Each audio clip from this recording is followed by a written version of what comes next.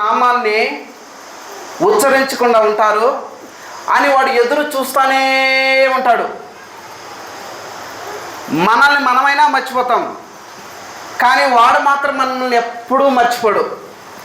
చూస్తూనే ఉంటారు. వీళ్ళు ఎప్పుడు బలహీనంగా ఉంటారు, వీళ్ళెప్పుడు ప్రార్థన చేయకుండా ఉంటారు, వీళ్ళెప్పుడు అవిశ్వాసంతో ఉంటారు, వీళ్ళెప్పుడు ఏడుస్తూ ఉంటారు అని వాడు చూస్తూనే ఉంటాడంట. కాబట్టి మనము హల్లెలూయా చెప్దాం గట్టిగా, హల్లెలూయా హల్లెలూయా. చాలా సంతోషము. కూడి వచ్చినటువంటి మీ అందరికీ కూడా నా నిండు వందనాలు తెలియజేసుకుంటున్నాను. ఏ అర్హత ఏ యోగ్యత లేనటువంటి నాకు దేవుడు మీ మధ్యలో ఈ విధంగా దేవుని యొక్క వాక్యాన్ని పంచుకోవడానికి,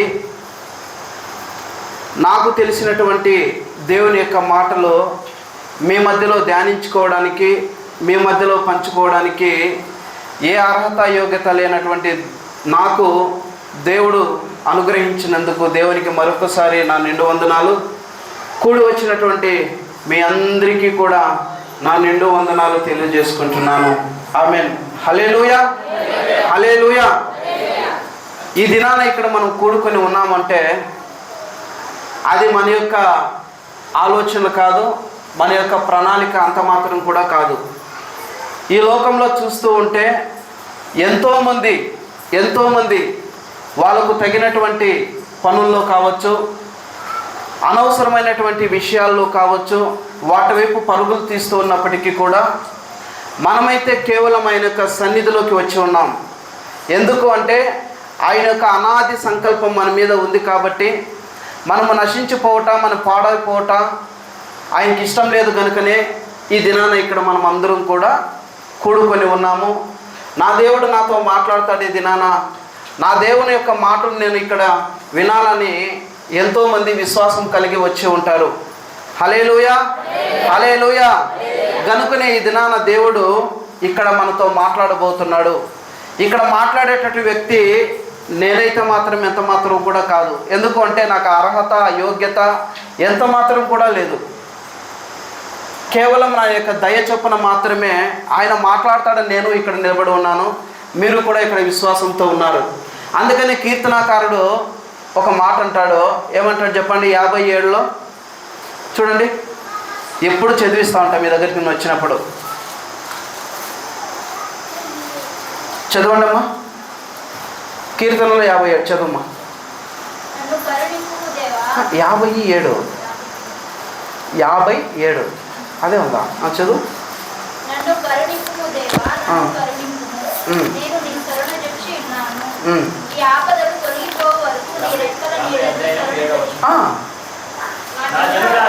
యాభై 57 వచనం. నా జనులారా నేను మాట్లాడబోతున్నాను, ఆలకించుడు. చప్పట్లు కొట్టున్నాను, చప్పట్లు కొట్టండి. ఎవరు మాట్లాడతారంట దేవుని మందిరంలో? యేసయ్యే మాట్లాడతాడంట. యేసయ్యే మాట్లాడతాడంట. అంటే ఇక్కడ ఈ బలిపీఠం మీద ఎవరు వచ్చి ఇక్కడ నిలబడినా చిన్నపిల్లవాడు మొదలుకొని పెద్దల వరకు ఎవరు ఇక్కడ ఉన్నా కూడా వాళ్ళ యొక్క నోటిని దేవుడే బూరుగా వాడుకొని దేవుడే మాట్లాడతాడంట. ఎందుకంటే ఇక్కడ దేవుడే నేను మాట్లాడబోతున్నాను, నా జనులారా మీరు వినండి అని చెప్తున్నాడంటే, అమ్మా ఇక్కడ మనుషుల్ని నిలబడుకొని మాట్లాడితే మన యొక్క జీవితంలో సంతోషము మేలు కలగదంట. అయితే దేవుడు మాట్లాడితే మాత్రమే మన జీవితంలో ఒక ఆశీర్వాదకరమైనటువంటి దీవెనకరమైనటువంటి మేలు మన జీవితంలో జరుగుతుంది. ఎందుకు అంటే దేవుడు మాట్లాడుతున్నాడు కాబట్టి. హల్లెలూయా. ఈ దినాల్లో చాలామంది ఏమనుకుంటుంటారంటే ఎక్కువగా అమ్మా దేవుని యొక్క సంఘాల్లో జరుగుతున్నది ఏమి అంటే, నీకు దీవెన కలుగును గాక, నీకు ఆశీర్వాదం కలుగును గాక, నీకు మేలు కలుగును గాక అంటే మాత్రము గట్టిగా హల్లెలూయా అని చెప్తారు. దేవుడు నిన్ను దీవించును గాక, దేవుడు నీకు ఉద్యోగం ఇవ్వను గాక, దేవుడు నీకు గర్భఫలం ఇవ్వను గాక. నీకు ఈ నెలలో ఈ సంవత్సరంలో నువ్వు మంచి అంతస్తు కట్టుకుందువు గాక.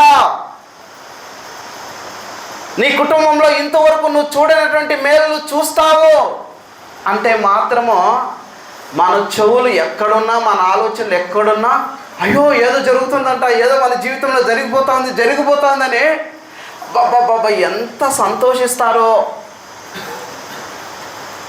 నీ జీవితంలో ఇలా జరిగిపోతుంది, ఇలా కష్టాలు వస్తుంది, ఇలా నష్టాలు వస్తుంది, నువ్వు బాధను అనుభవిస్తావు అని చెప్తే మాత్రము ఈరోజు చర్చిలో వాక్యం ఏం బాగా చెప్పలే.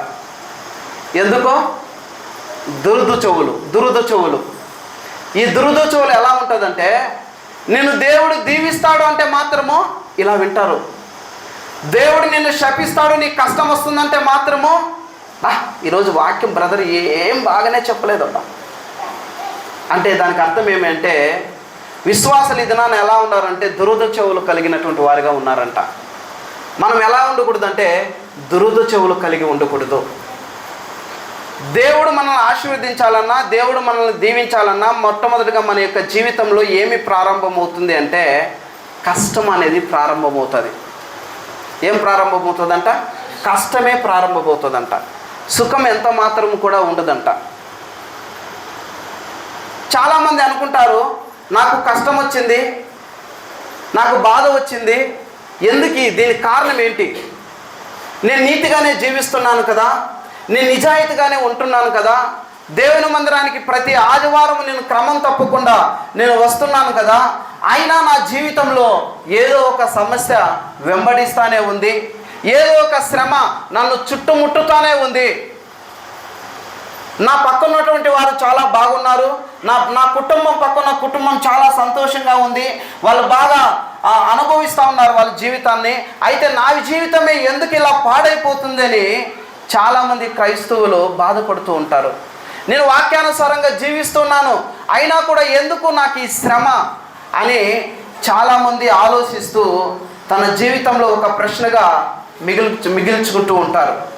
అయితే దేవుడు చెప్తూ ఉన్నాడు, క్రైస్తవులకు శ్రమలు రావు అని ఎక్కడా కూడా గ్రంథంలో లేదు. ఖచ్చితంగా మనం శ్రమలు అనుభవించడానికే ఈ లోకానికి వచ్చి ఉన్నాం. శ్రమల తర్వాతే, శోధనల తర్వాతే మనం సువర్ణంగా మారుతామని బైబిల్ గ్రంథంలో ఉంది. మనం శ్రమలు అనుభవించడానికే ఈ లోకానికి వచ్చి ఉన్నాం. లోకంలో మనకు శ్రమలు కలుగుతాయి. ఆ శ్రమల ద్వారా మనకి ఏమొస్తుందంటే ఓర్పు వస్తుంది. ఏమొస్తుందంట? శ్రమల ద్వారా మనకి ఓర్పు వస్తుందంట. అంటే ఎలా ఓర్చుకోగలుగుతామనేది మనకి వస్తుందంట. ఆ ఓర్పే మనకి ఏం కలిగిస్తుందంటే ఒక పరీక్షను కలిగజేస్తుందంట. ఒక పరీక్ష, ఒక విద్యార్థి కావచ్చు, ఎవరైనా ఒకరు సపోజ్ చదువుకున్నటువంటి వ్యక్తి పాస్ అవ్వాలి అంటే, ఒక స్టూడెంట్ పిల్లవాడు పాస్ అవ్వాలి అంటే వాళ్ళకి ఏముంటుందంటమ్మా? పరీక్ష ఉంటుందంట. సంవత్సరం అంతా చదువుతాడు, వెంటనే నెక్స్ట్ క్లాస్కి వెళ్ళిపోతాడా? వెళ్ళడు. వాళ్ళకు ఒక పరీక్ష ఉంటుంది. ఆ పరీక్షలో ఏమవ్వాలంట? పాస్ అవుతేనే నెక్స్ట్ క్లాస్కి వెళ్తాడు. విశ్వాస యొక్క జీవితంలో కూడా ఒక పరీక్ష అనేది ఉంటుందంట. ఆ పరీక్షలో మనం పాస్ అయితే మాత్రమే నెక్స్ట్ క్లాస్కి వెళ్తాం. అంటే మన జీవితంలో కష్టం అనేటటువంటి, శ్రమ అనేటటువంటి, సమస్య అనేటువంటి పరీక్షలో మనం పాస్ అయినప్పుడు మాత్రమే మనకు ఆనందము అనేటటువంటి ఇంకొక ప్రమోషన్ మనకి వస్తుంది. బంగారు చూడండి, అగ్నిలో పుటము వేయబడుతుంది, కాల్చబడుతుంది. ఆ బంగారం మీ చెవుల్లోకి ఊరికైనా రాదు. ఆ బంగారు మలినంతో కలిసిపోయి ఉంటుంది, మట్టితో కలిసిపోయి ఉంటుంది. దాన్ని ఎక్కడో లోతులో ఉన్నటువంటి ప్రదేశంలో నుంచి తీసుకొని వచ్చి దాన్ని బంగారుగా తయారు చేసేస్తారా? లేదు, అగ్నిలో వేస్తారు. అగ్ని అనేటువంటి దానిలో కాల్చుతారు. ఎంతవరకు కాల్చుతారు తెలుసా? కాల్చి వెంటనే బంగారుగా చేసేయరు. దాన్ని కాల్చి కాల్చి కాల్చి కాల్చి ఆ బంగారాన్ని ఇలా కొట్టిన తర్వాత ఇలా చూస్తే ఆ బంగారు పైన ఆ వ్యక్తి యొక్క మొహం కనిపించాలంట. కనిపించిన తర్వాతే దానికి ఎలా కావాలనో, ముక్కు పొడుగ్గా కావాలంటే ముక్కు పొడుగ్గా తయారు చేస్తారు, ఉంగరంగా కావాలంటే ఉంగరంగా తయారు చేస్తారు, కమ్మలుగా కావాలంటే ఏ డిజైన్ కావాలంటే ఆ డిజైన్గా మారిపోతుందంట. ఎప్పుడు? అగ్నిలో కాల్చబడిన తర్వాత. ఎంతవరకు కాల్చబడాలి? ఏ రూపంలో అయితే మలచడానికి, ఎలాగైతే మలచడానికి తనకి ఇష్టానుసారంగా ఆ యొక్క వ్యక్తి మలచడానికి అవసరమైనంత వరకు కాల్చాలంట. నా జీవితము కూడా ఎంతవరకు కష్టాలు ఉంటాయంటే, ఎంతవరకు బాధలు ఉంటాయంటే, నువ్వు ఓర్చుకునే అంతవరకు, నీకు దీవెన వచ్చే అంతవరకు మనకు కష్టమే ఉంటుందంట. అంతవరకు కూడా మనం అనుభవించాల్సిందే. హల్లెలూయా, హల్లెలూయా. అప్పుడు మాత్రమే మనము సువర్ణంగా మారుతాం. అందుకనే ఒక భక్తుడు పాట రాస్తాడు, శోధింపబడిన మీదట నేను సువర్ణమై మారెదెను. శోధింపబడిన మీదట నేను సువర్ణమై మారెదెను.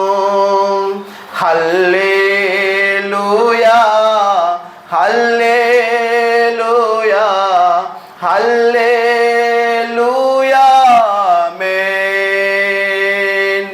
హల్లెలూయా, హల్లెలూయా, హల్లెలూయా, ఆమేన్.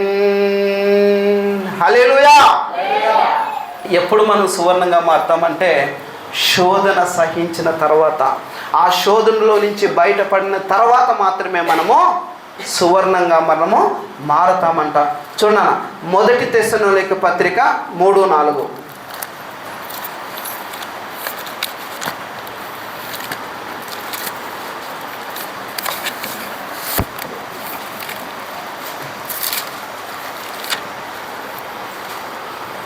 మొదటి తెస్సలోనిక పత్రిక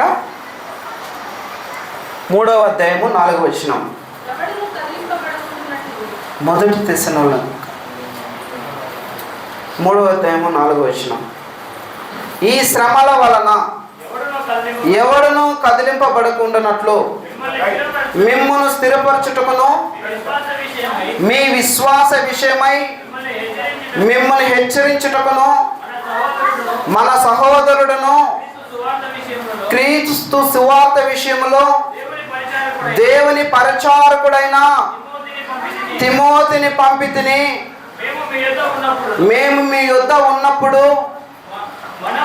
మనము శ్రమను అనుభవింపవలసి ఉన్నదని మీతో ముందుగా చెప్పి తిని. అపోస్తలుడైన పౌలు తిమోతితో ఏమని చెప్తూ ఉన్నాడు అంటే, ఈ శ్రమల వలన ఎవడను కదిలింపబడుకున్నట్లు, శ్రమ అనేది వస్తుందని దేవుడు మనకు పూర్వమే రాసి పెట్టి ఉన్నాడు. శ్రమ మీ జీవితంలో ఖచ్చితంగా మీకు కలుగుతుంది. అయినా కూడా మీరు స్థిరంగా ఉండండి. ఈ శ్రమ ఎందుకు మీ జీవితంలో వచ్చి ఉంది అంటే, మీరు స్థిరంగా ఉన్నారా లేదా, దేవుళ్ళో మీరు నమ్మకంగా ఉన్నారా లేదా, కదిలింపబడకుండా ఉన్నారా లేదా. చూడండి, ఒక ఇల్లు పెద్ద తుఫాను రాగానే, పెద్ద గాలి రాగానే ఇల్లు కూలిపోతుంది. ఎందుకు కూలిపోతుంది? సిమెంట్ వేసిండ్రా, దాన్ని కరెక్ట్గా కట్టిండ్రా, ఇల్లు కట్టింటారు, అయినా కూడా స్థిరంగా ఉండదు, గాలికి పడిపోతుంది, తుఫానుకు కూలిపోతుంది. ఎందుకు అంటే వాళ్ళు దేని మీద కట్టింటారంట? ఇల్లు ఇసుక మీద కట్టింటారంట ఇల్లు. హల్లెలూయా, హల్లెలూయా. నిజమే, మన ఆత్మీయ జీవితంలో కూడా మనల్ని మనము అవిశ్వాసం అనేటటువంటి పునాది మీద మన జీవితాన్ని మనం కట్టుకుంటే మన జీవితం కూడా కష్టాలు, నష్టాలు, బాధలు కలుగుతూనే ఉంటుంది మన జీవితంలో. అయితే బండి మీద కట్టబడినటువంటి ఇల్లు ఎలా ఉంటుంది అంటే, గాలి వచ్చినా, తుఫాన్ వచ్చినా, వర్షాలు వచ్చినా, ఏమొచ్చినా కూడా నిత్యము నిలబడి ఉంటుంది. చెప్పట కొట్టి దేవునికి నామాన్ని మహిమపరుద్దాం. హల్లెలూయా. ఇక్కడ కూడిన ప్రియ సహోదరి, సహోదరుడా, నీ జీవితంలో కూడా నష్టం కలుగకుండా ఉండాలి అంటే, బాధ కలుగకుండా ఉండాలి అంటే, నిత్యము నిలుచు సియోను పట్టణం వలె నువ్వు నేను కట్టబడి ఉండాలంటే దేని మీద మనం కట్టబడి ఉండాలంట? యేసుక్రీస్తు అనేటటువంటి బండ మీద నువ్వు నేను కట్టబడి ఉండాలి. యేసయ్య మీద మాత్రమే నీవు నేను ఆధారపడి ఉండాలి. అప్పుడు మాత్రమే మన జీవితంలో ఎన్ని కష్టాలు వచ్చినా, ఎన్ని బాధలు వచ్చినా కూడా మనము స్థిరంగా ఉంటాము. ఈ శ్రమల వలన ఎవడునూ కదిలింపబడకుండానట్లు మిమ్మును స్థిరపరచుటకు. ఒక శ్రమ వచ్చింది అంటే ఏదో నిన్ను బాధ పెట్టాలని కాదు. ఒక ఇబ్బంది కలిగింది అంటే ఏదో నిన్ను కన్నీరు, నీ యొక్క జీవితంలో కన్నీరు రావాలని కాదు. ఒక శ్రమ వచ్చింది అంటే ఏదో నిన్ను కృంగదీయాలని కాదు. ఎందుకు అంటే నిన్ను స్థిరపరచాలని, నిన్ను గట్టిపరచాలని, దేవునిలో నిన్ను బలపరచాలని శ్రమ వచ్చిందంట. ఎందుకు వచ్చిందంట? మనల్ని స్థిరపరచాలని. మీ విశ్వాస విషయమై మిమ్మల్ని హెచ్చరించుటకు. విశ్వాసంలో మీరు ఎక్కడ కూలిపోయి ఉన్నారు? విశ్వాసంలో మీరు ఎక్కడ బలహీనంగా ఉన్నారు? మన విశ్వాసంలో మనం బలం కలిగి ఉండాలని, మన విశ్వాసంలో మనం స్థిరంగా ఉండాలని మనకేం కలుగుతుందంట? శ్రమ కలుగుతుంది, కానీ ఇంకా దేనికి కూడా కాదు. హల్లెలూయా. అందుకని ఇక్కడ చూడండి, మనము శ్రమను అనుభవించవలసి ఉన్నదని మీతో ముందుగానే చెప్పి ఉన్నాడట. మనకు శ్రమలు కలుగుతాయి. ఆ శ్రమల్లో మనం ఎలా ఉండాలంట? స్థిరంగా నిలబడాలి. ఆ విశ్వాసంలో కూడా మనము స్థిరంగా ఉన్నప్పుడు మాత్రమే మన జీవితంలో మనము మేలును చూస్తాము. ఇంకా చూసినట్లయితే 2 తిమోతి 3:12. 2 తిమోతి 3:12 చదవాలి. క్రీస్తు యేసునందు సద్భక్తితో బ్రతుకు నిర్దేశించు వారందరూ హింస పొందుదురు. చప్పట్లు కొట్టి దేవునికి నామాన్ని మహిమపరుద్దాం. హల్లెలూయా. అమ్మా, ఇక్కడ ఏమని దేవుడు మనతో మాట్లాడుతున్నాడంటే, క్రీస్తు యేసునందు సద్భక్తితో. ఎలా అంట? ఒకసారి చెప్పండి. సద్భక్తితో. సద్భక్తితో అంటే, సద్భక్తితో అంటే సద్భక్తి, మంచి భక్తి. హల్లెలూయా. సద్భక్తితో, సద్భక్తితో బ్రతుకును ఉద్దేశించు వారందరూ కూడా హింస నొందుతారంట. దేవుడే చెప్తున్నాడు, నువ్వు మంచిగా జీవిస్తున్నావు అంటే నీకేం కలుగుతుంది? శ్రమ కలుగుతుంది. నువ్వు మంచిగా ప్రార్థన చేస్తున్నావు అనుకో, నీకు శ్రమ కలుగుతుంది. నువ్వు బైబిల్ బాగా చదువుతున్నావు అనుకో, నీకు బాధ కలుగుతుంది. ఎందుకు బాధ కలుగుతుంది? దేవుడు ఏమని చెప్తున్నాడు? నువ్వు సద్భక్తితో బ్రతకాలి అనుకున్న రోజే నీ జీవితంలోకి శ్రమ వస్తుంది, నీ జీవితంలోకి ఇబ్బంది వస్తుంది అని దేవుడు మనతో ముందుగానే చెప్పి ఉన్నాడు. కాబట్టి మనము కృంగిపోకూడదు. క్రీస్తు యేసునందు మనము మంచిగా బ్రతకాలి అనుకున్నప్పుడు మన జీవితంలోకి హింసలు వస్తుంది, బాధలు వస్తుంది. అనేక మంది మనల్ని ఇబ్బందికి గురి చేస్తారు. అనేకమైనటువంటి క్రియల చేత మనం బాధ చెందుతాము. అది ఎవరి కోసం అంటే దేవుడి కోసం మనం గుర్తించాలి. ఈ శ్రమ నాకు వచ్చింది అంటే ఖచ్చితంగా నాకు మేలు ఉంది అని మనం గుర్తించాలి. చీకటి కలిగింది అంటే మళ్ళీ ఏముంటుంది? చీకటి తర్వాత ఏముంటుంది? వెలుగుంటుంది. మంచికి ఏముంటుంది? చెడుకుంటుంది. ఇష్టానికి ఏముంటుంది? అయిష్టం ఉంటుంది. ఇష్టం ఉంటే అయిష్టం కూడా ఉంటుంది. చెడు ఉంటే మంచి ఉంటుంది. రాత్రి ఉంటే పగలు ఉంటుంది.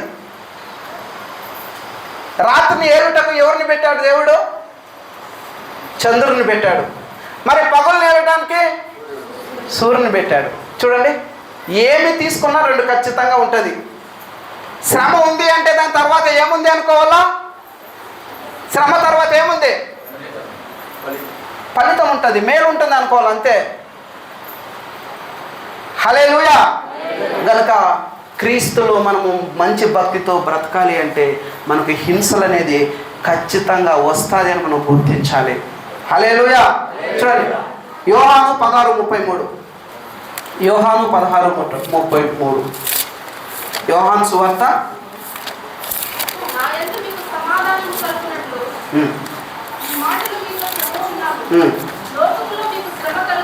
లోకములో మీకు శ్రమ కలుగును, అయినను ధైర్యము తెచ్చుకొనుడి, నేను లోకమును జయించి ఉన్నాను అని. నేను చప్పట్లు కూడా దేవుని నామమున మహిమపరుద్దాం.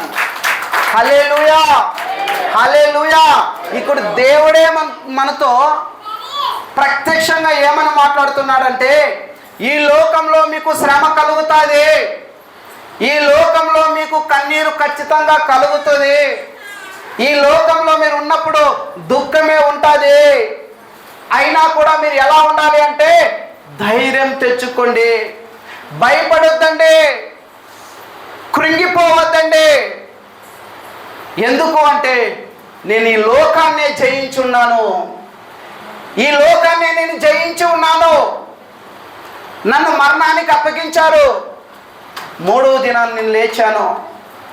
మరణమాన్ని ముల్లక్కుడా అని సవాలు చేశాడు. మరణాన్ని కలిగించాడు దేవుడు, మన దేవుడు. లోకాన్ని నేను జయించి ఉన్నాను. నన్ను నమ్ముకున్నటువంటి మీరు కూడా ఈ లోకాన్ని జయించిన వారే. కృంగిపోవద్దండి, బలహీనులు అయిపోవద్దండి. నేను ఈ లోకాన్ని జయించున్నాను. ఈ లోకాన్ని జయించింది దేవుడు ఎవరి కోసము? నీ కోసము, నా కోసము. ఎందుకు జయించాడు?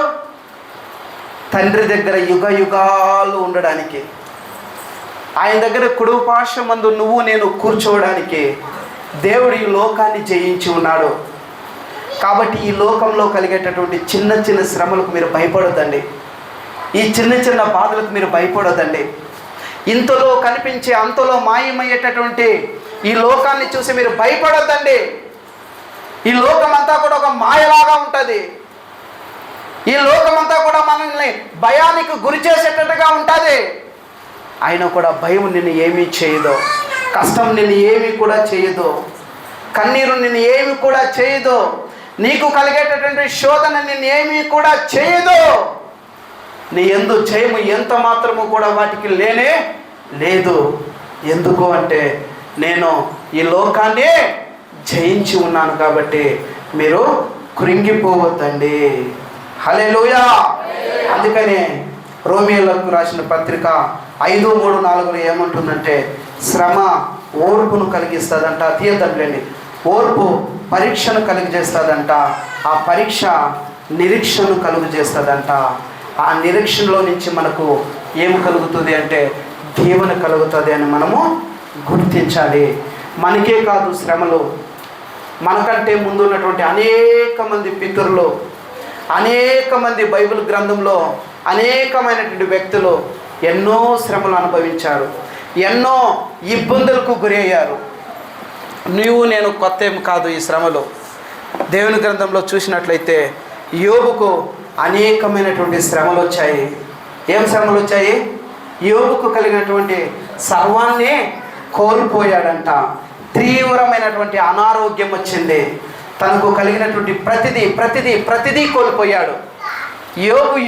యోబు ఏమేమి కలిగి ఉన్నాడంటే అమ్మా, ఈ లోకంలో సుఖం అనుభవించడానికి ఏమేమి కావాలో ప్రతిదీ కూడా యోబు అనుభవించాడు, యోబు దగ్గర ఉంది.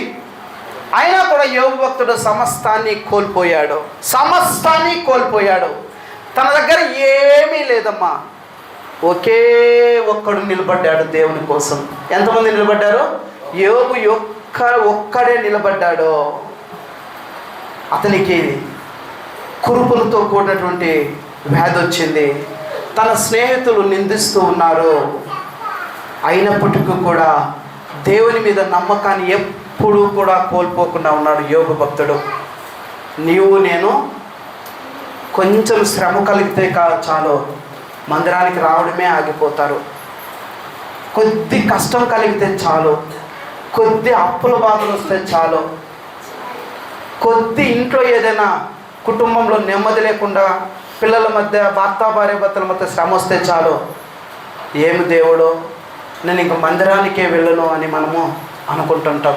మీరైనా నేనా కూడా అలానే అనుకుంటూ ఉంటాం. అయితే చూడండి, యోబు భక్తునికి కలిగినటువంటి శ్రమలు మనకి ఏమన్నా వస్తున్నాయా? అతనికి ఉండడానికి ఇల్లుంది, ఆస్తి ఉంది, అంతస్తులుంది, అన్నీ ఉండి కోల్పోయాడమ్మా. ఏమీ లేదమ్మా.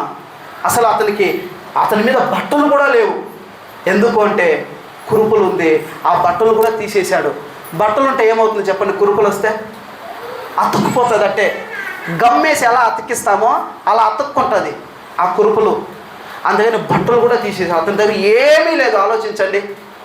అయినా కూడా నమ్మకాన్ని ఎక్కడా కోల్పోలేదో. నా దేవుడు నిశ్చయంగా నన్ను దీవిస్తాడు, నా దేవుడు నిశ్చయంగా నన్ను ఆశీర్వదిస్తాడు. తన స్నేహితులు, తన భార్య ఎంతమంది వచ్చి కూడా అతన్ని హేళన చేసినా కూడా నమ్మకంగానే ఉన్నాడు.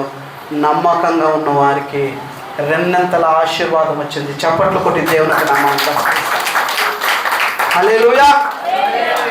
కాబట్టి నీకు నాకు కూడా రెండంతల ఆశీర్వాదం కావాలి అంటే దేన్ని కోల్పోకూడదు? నమ్మకము మనం కోల్పోకూడదు. ఏ విషయంలో కూడా నమ్మకాన్ని మనము దేవుని దగ్గర నుంచి కోల్పోకూడదు. నమ్మకం ఉంచాలి. శ్రమ కలుగుతుంది, శ్రమ తర్వాత నీ జీవితంలో మేలు కలుగుతుందని మనము గుర్తించాలి. ఇంకా కొంతమంది మనం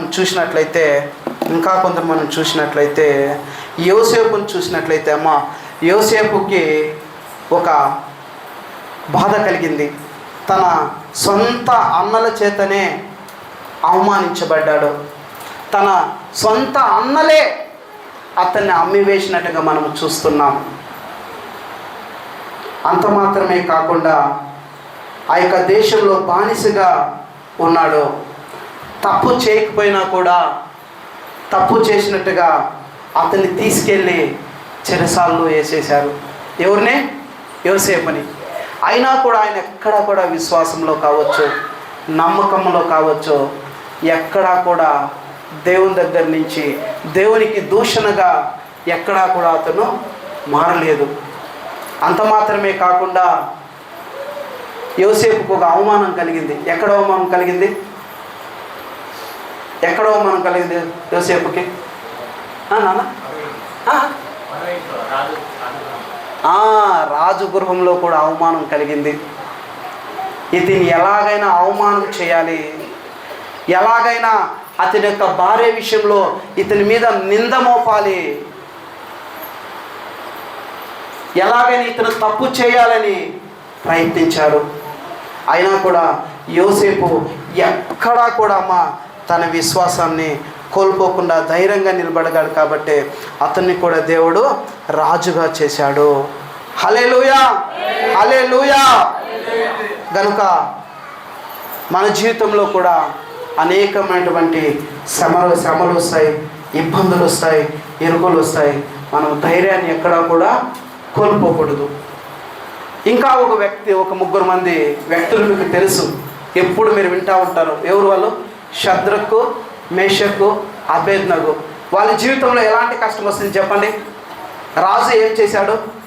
ఒక బంగారు ప్రతిమ ఒకటి చేసేసి అక్కడ నిలవబెట్టేసి ఈ దేశంలో ఉన్నటువంటి ప్రతి ఒక్కరూ కూడా ఆ విగ్రహాన్నే పూజించాలి, మొక్కాలి.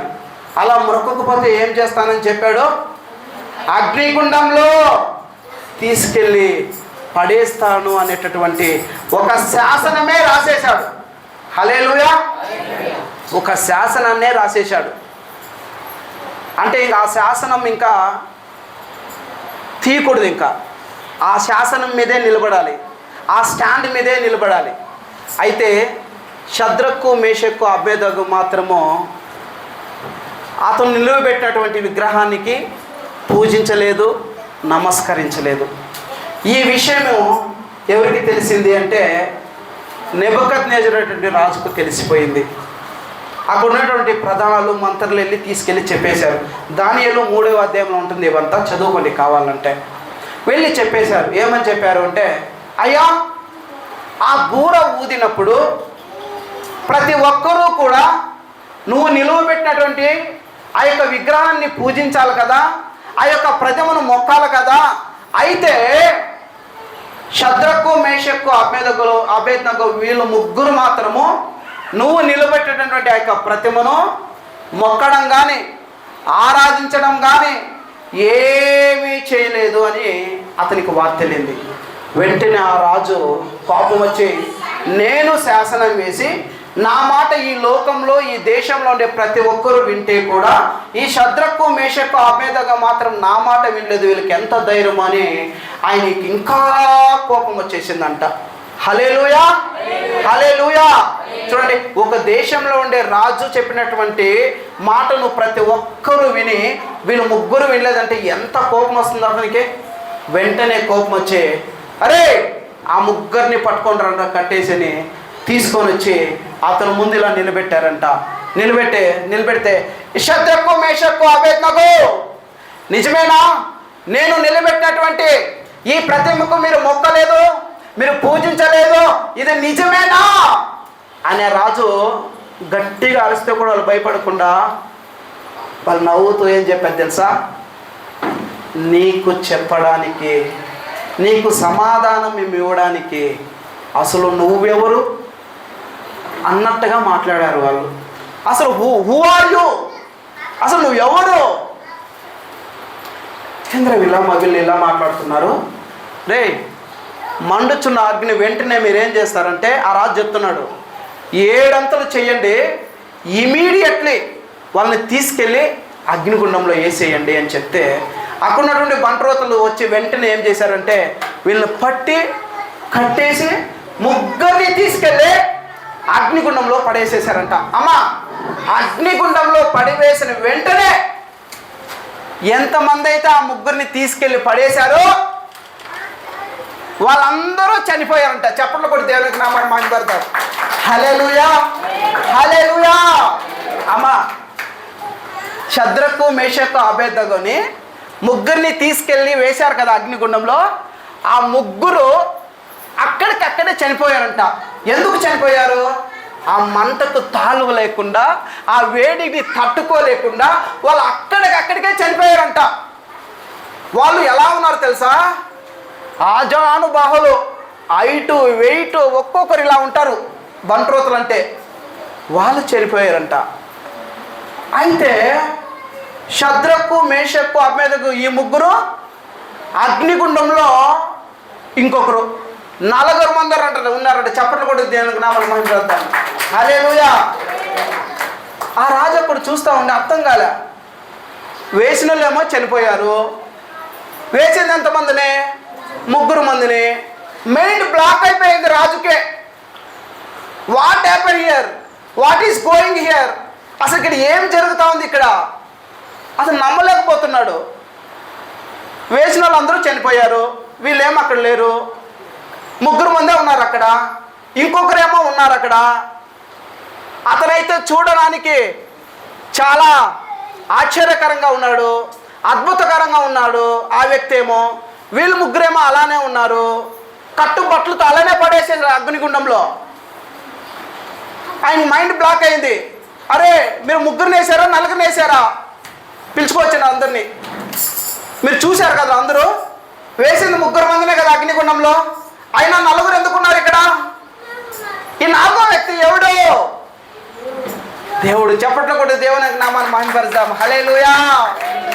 నువ్వు అగ్నిగుండంలో ఉన్నా, అగ్ని వంటి నువ్వు శ్రమలలో ఉన్నా, నీ దేవుడు నీ పక్కనే ఉన్నాడనే విషయాన్ని నువ్వు మర్చిపోదు ప్రియ సహోదరి, సహోదరుడా. హల్లెలూయా. వెంటనే చూడండి అమ్మా, ఆ ముగ్గురిని తీసుకొచ్చి బయట పెట్టిన తర్వాత, నిలబెట్టిన తర్వాత వెంట్రుకలు ఉంటాయి కదమ్మా, వెంట్రుకలు అసలు చుండ్రుకోపోలేదంట. వెంట్రుకలు వాళ్ళ బట్టలు అసలు ఎలా ఉంది అలానే ఉన్నాయంట. చిన్న బూడిదలో పెడితే మన బట్ట అంతా నల్లగా అయిపోతుంది. నేను అప్పుడప్పుడు ఒక్కొక్కసారి మా భార్య ఇంట్లో నేను వంట చేస్తాను. అప్పుడప్పుడు వంట చేసేటప్పుడు ఏమవుతుందంటే ఇది మంట వస్తుంటుంది కదా, గ్యాసులో మంట. ఇలా అన్నప్పుడు ఇక్కడ అన్ని హెయిర్స్ కాలిపోయింటుంది, ఈ వెంట్రుకలన్నీ కాలిపోయింటుంది. చిన్న మంటకే హెయిర్స్ అన్నీ కాలిపోయింటుంది.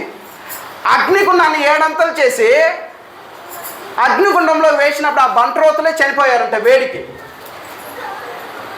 అర్థమవుతుందా?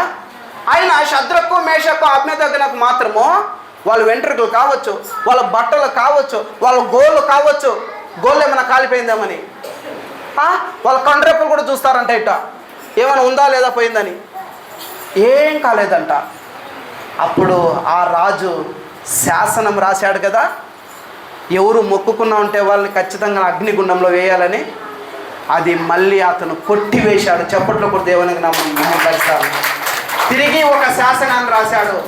ఆ శాసనం ఏమి అంటే, శద్రకు మేషకు నమ్ముకున్న అబేద్నెగో నమ్ముకున్న దేవుడు మాత్రమే నిజమైన దేవుడు. ఈయనకు మాత్రమే ఈ దేశంలో ఉన్న ప్రతి ఒక్కరూ పూజించాలి.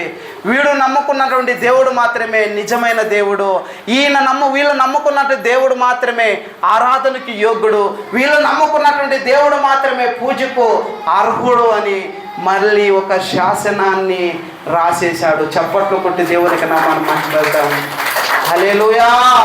శ్రమలు అనేటువంటి మార్గంలో నువ్వు పోతూ ఉన్నావా? ఇబ్బందులు అనేటువంటి మార్గంలో నువ్వు పోతూ ఉన్నావా? ఇరుకులు అనేటువంటి మార్గంలో నువ్వు పోతూ ఉన్నావా? ఈ దినాన దేవుడు నీకోసం ఒక శాసనాన్ని రాస్తూ ఉన్నాడు. అగ్నిగుండంలో నువ్వు పడి ఉన్నా, శ్రమల్లో నువ్వు పడి ఉన్నా, కన్నీటిలో నువ్వు పడి ఉన్నా, దావీదు వలె తన పరుపు తేలినట్టుగా నువ్వు ఏడుస్తూ ఉన్నా, దేవుడు ఈ దినాన ఒక శాసనాన్ని మనకి ఇస్తూ ఉన్నాడు. నిశ్చయముగా దానిలో నుంచి నువ్వు బయటపడతావు. నిశ్చయముగా దానిలో నుంచి నీకు విడుదల కలగబోతుందని దేవుడు మనకు ఈ దినాన మనతో మాట్లాడుతూ ఉన్నాడు. కనుక వెలుగు లోకంలోనికి వచ్చింది, కానీ తమ క్రియలు చెడ్డవైనందున మనుషులు వెలుగును ప్రేమింపక చీకటినే ప్రేమిస్తూ ఉన్నారంట. అమ్మా, వెలుగు అనేది ఈ లోకంలోకి వచ్చిందంట. అయితే ఆ వెలుగు ఈ లోకానికి వచ్చినా కూడా ఎలా ఉంది అంటే, తమ క్రియలు చెడ్డవైనందున మనుషులు వెలుగును ప్రేమించట్లేదంట. ఈ లోకంలో ఏముంది? మా పిల్లలు ఒక 5 నిమిషాలు పిల్లలు అలా అల్లరి చేస్తున్నారంటే తప్పు మీదే. తల్లిదండ్రులుగా ఉన్నటువంటి మీరే పిల్లలను కొద్దిసేపు దేవుని యొక్క వాక్యం మాట్లాడేటప్పుడు, దేవుడు మనతో మాట్లాడేటప్పుడు డిస్టర్బెన్స్ ఎక్కడా కూడా మ్యాక్సిమం కలగకూడదు. పిల్లలు మీ దగ్గర పెట్టుకోండి, వదలొద్దండి అలా ప్లీజ్. దేవుడు మనతో మాట్లాడుతున్నాడు కదా. గనుక వెలుగు లోకంలోనికి వచ్చింది. తమ క్రియలు చెడ్డవైనందున మనుషులు వాటిని గ్రహించలేకుంటున్నారంట. వెలుగును ప్రేమించక చీకటినే ప్రేమిస్తున్నారంట. ఎందుకు అంటే ఈ లోకము చీకటిగా ఉంది, ఈ లోకము చెడ్డగా ఉంది, ఈ లోకమే పాడైపోయింది. కాబట్టి ఈ లోకంలోకి మంచి వచ్చినా కూడా దాన్ని గ్రహించరు. చెడునే ఎక్కువగా గ్రహిస్తారు, మంచిని ఎక్కువగా గ్రహించరు. అంటే వెలుగుగా నువ్వు జీవిస్తూ ఉన్నప్పుడు అనేక మంది నిన్ను తృణీకరించవచ్చు, అనేక మంది నిన్ను హేళన చేయొచ్చు, అనేక మంది నిన్ను అవమానపరచొచ్చు. ఎందుకు అంటే వాళ్ళు చీకట్లోనే ఉంటున్నారు, చీకటిమయమైపోయారు. చూడండి, ఈ లోకంలో ఎవరైనా ఒక వ్యక్తి త్రాగేసి పక్కన పడిపోయారు అనుకో, ఏం పట్టించుకోరు, తాగేసి పడిపోయి ఉన్నా. ఒకవేళ ఎవరైనా కుటుంబంలో గొడవలు అవుతుంది అనుకోమా, ఇంకా గొడవలు ఎక్కువగా అవునులే, అట్లే జరగాలి, వాళ్ళకి అలానే ఉండాలని కోరుకుంటారు. ఎందుకు అలా కోరుకుంటారు చెప్పండి? వాళ్ళు చీకట్లోనే ఉంటున్నారు, వాళ్ళు ఇంకా పాపంలోనే ఉంటున్నారు. వాళ్ళ క్రియలు కూడా ఇంకా ఎలా ఉంది అంటే బలహీనంగానే ఉంటున్నాయి. అయితే మనం మంచి బట్టలు వేసుకొని మందిరానికి రండి, చెప్పాల్సిన అవసరమే లేదు, మనం వెళ్ళాల్సిన అవసరమే లేదు.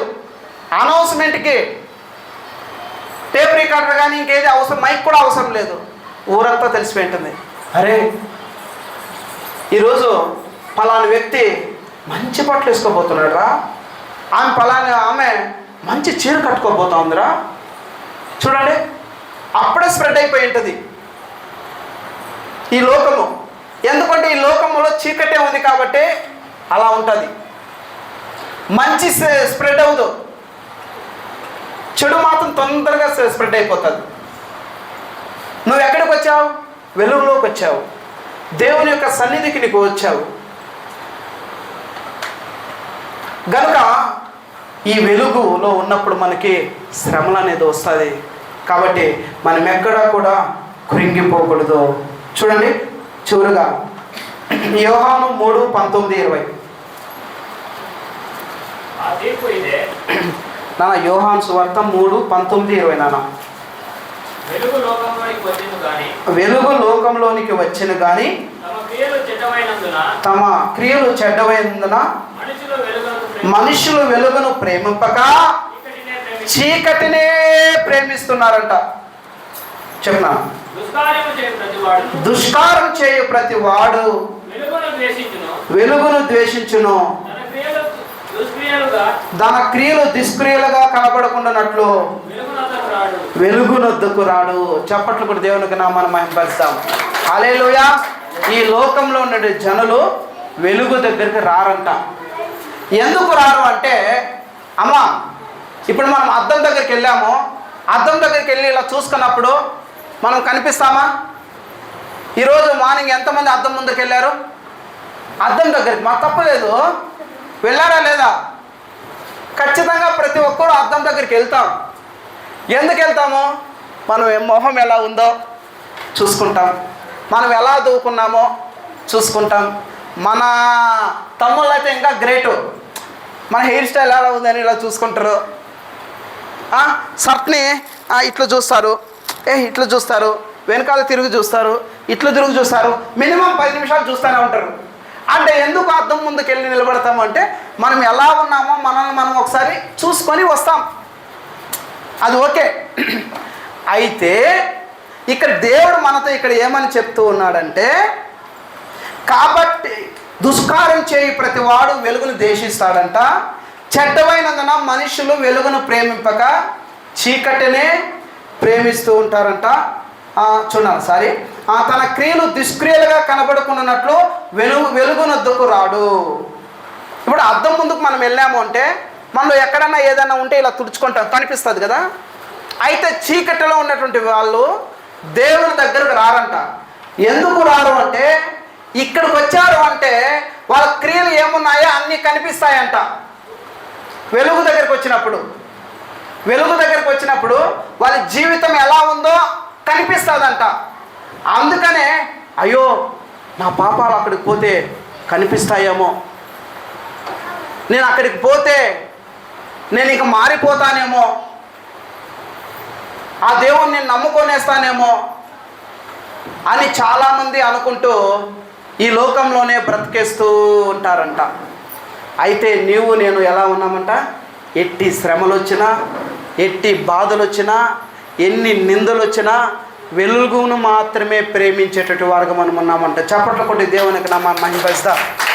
హల్లెలూయా, హల్లెలూయా. గనుక ఇంతవరకు మనతో దేవుడు ఏమని మాట్లాడాడు అంటే, లోకంలో మనకు శ్రమలు ఖచ్చితంగా వస్తాయి, శోధనలు మనకు ఖచ్చితంగా వస్తాయి. అయితే ఆ యొక్క శ్రమలు వచ్చినా, శోధనలు వచ్చినా, ఇబ్బందులు వచ్చినా విశ్వాసంలో ఎక్కడా కూడా బలహీనులు కాకుండా, విశ్వాసంలో ఎక్కడా కూడా మనము సన్నగిల్లపోకుండా, విశ్వాసంలో మనం బలం కలిగి, ధైర్యం కలిగి, దేవుని యందు మనము నమ్మకం కలిగి, శ్రమ అయినా ఇబ్బంది అయినా నా దేవుని కోసం నేను బ్రతుకుతాననే తీర్మానాన్ని మనం తీసుకోవాలని దేవుడి దినాన్ని ఇక్కడ కూడా మనందరితో దేవుడు మాట్లాడుతూ వచ్చాడు. శ్రమను చూసి కృంగిపోవద్దు, బాధను చూసి కృంగిపోవద్దు. దేవుని కోసం నిలబడి చూడు. దేవుడు నీ జీవితంలో అద్భుతాన్ని చేస్తాడు. దేవుని కోసం నువ్వు వైరాగ్యం కలిగి జీవించు. నువ్వు పెన్నడూ చూడనటువంటి మేలు నీ జీవితంలో, నీ ఆత్మీయ జీవితంలో, నీ కుటుంబ జీవితంలో నువ్వు చూస్తావు.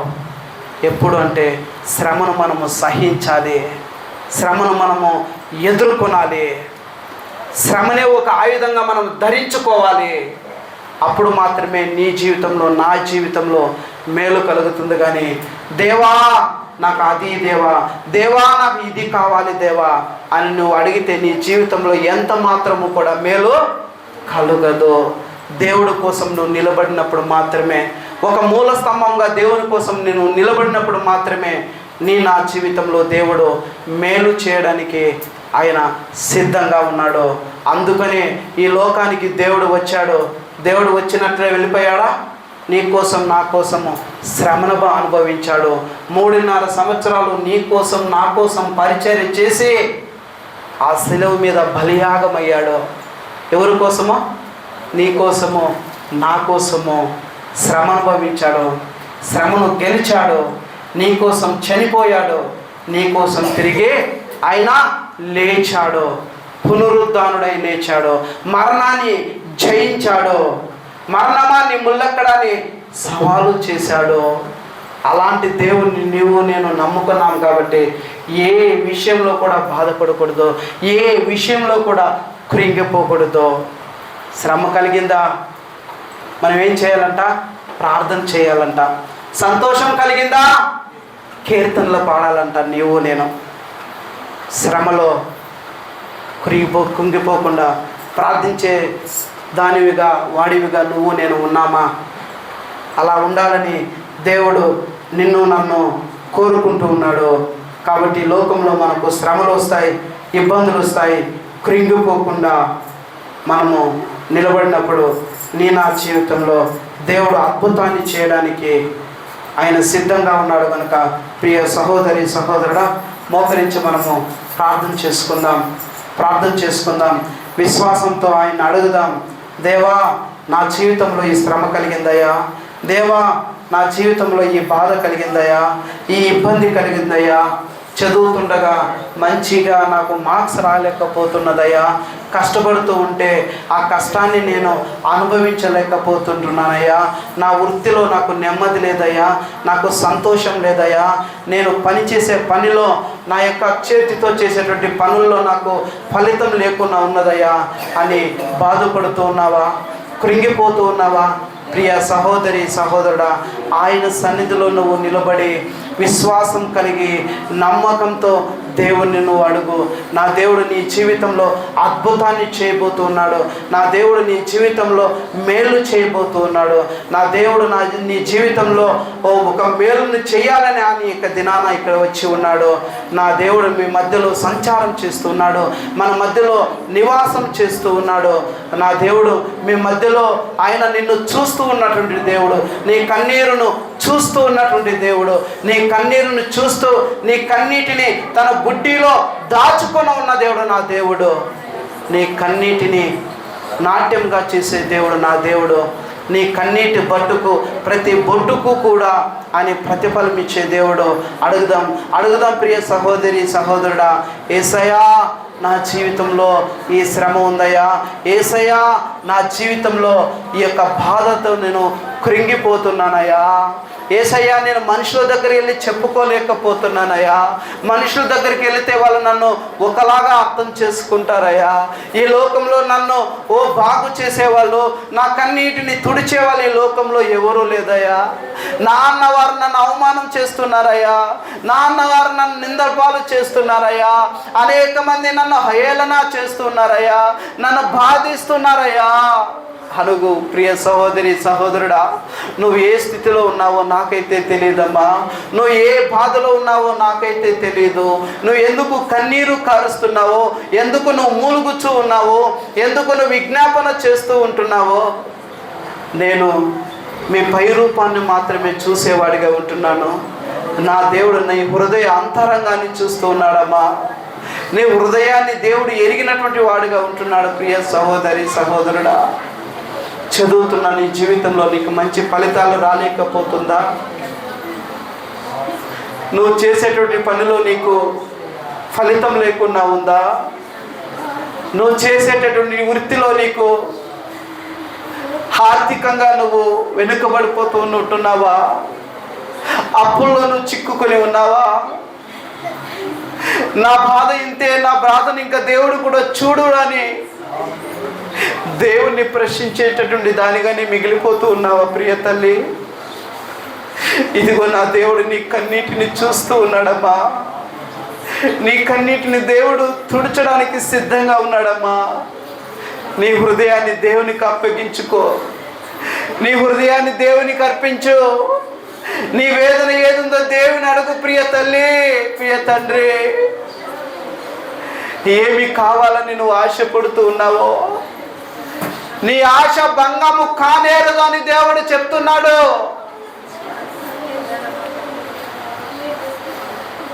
నీ ఆశను నేను నెరవేరుస్తానని దేవుడు చెప్తూ ఉన్నాడు.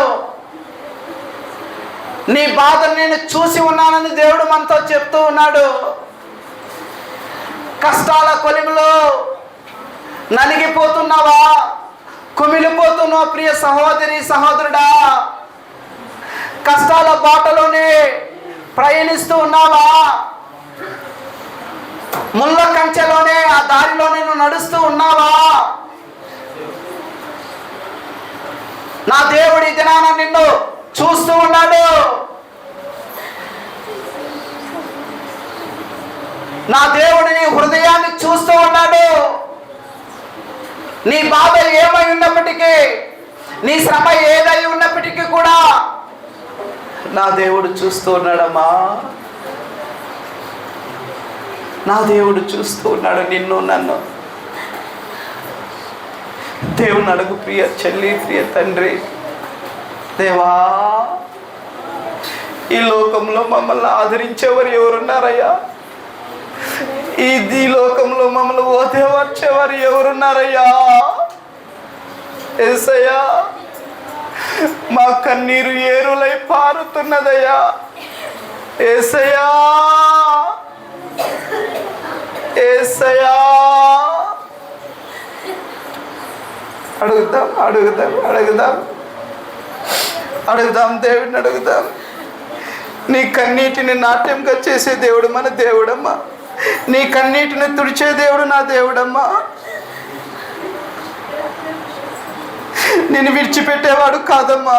ఈ లోకం ఉండే వాళ్ళందరూ నిన్ను విడిచిపెట్టేసిన నా యేసయ్య నిన్ను విడువడమ్మా. నేను ఎడబాయను, నేను విడువను, నేను ఎడబాయను అని చెప్పి వాగ్దానం చేసిన వాడు నా దేవుడు. నీతోనే ఉన్నాడు, నీ ప్రక్కనే ఉన్నాడు తల్లి.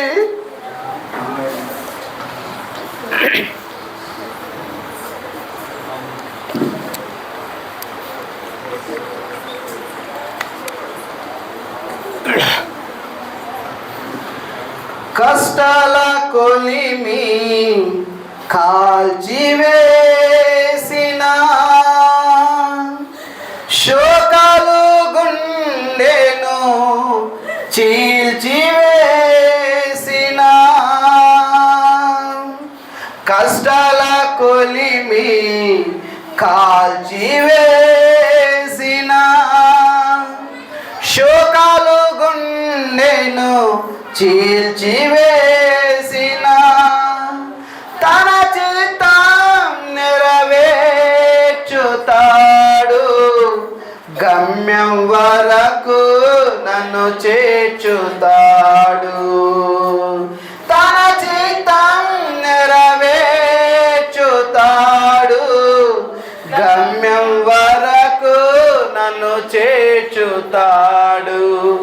నడిపిస్తాడు నా దేవుడు, శ్రమలోనైనా నన్ను విడువడు. శ్రమిస్తాడు నా దేవుడు, శ్రమలోనైనా నన్ను విడువడు. నడిపిస్తాడు నా దేవుడు, శ్రమలోనైనా నన్ను విడువడు. నడిపిస్తాడు నా దేవుడు, శ్రమలోనైనా నన్ను విడువడు. నాకున్న కలిమి తరిగిపోయినా, నాకున్న బలిమి తరిగిపోయినా, నాకున్న కలిమి కరిగిపోయినా, నాకున్న బలిమి తరిగిపోయినా, తన చిత్తం నెరవేర్చుతాడు, గమ్యం వరకు నన్ను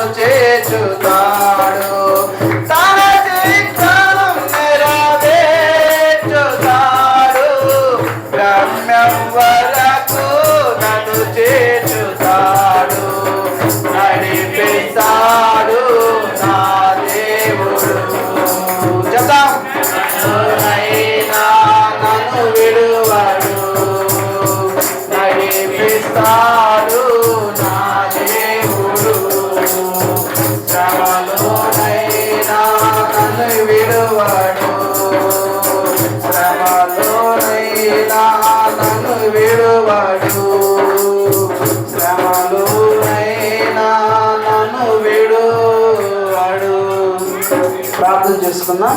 వాక్యం నిమిత్తం ఎవరైనా ఒకరు క్లుప్తంగా ప్రార్థన చేయండి అమ్మా. ఎవరైనా ఒకరు ప్రార్థన చేయండి.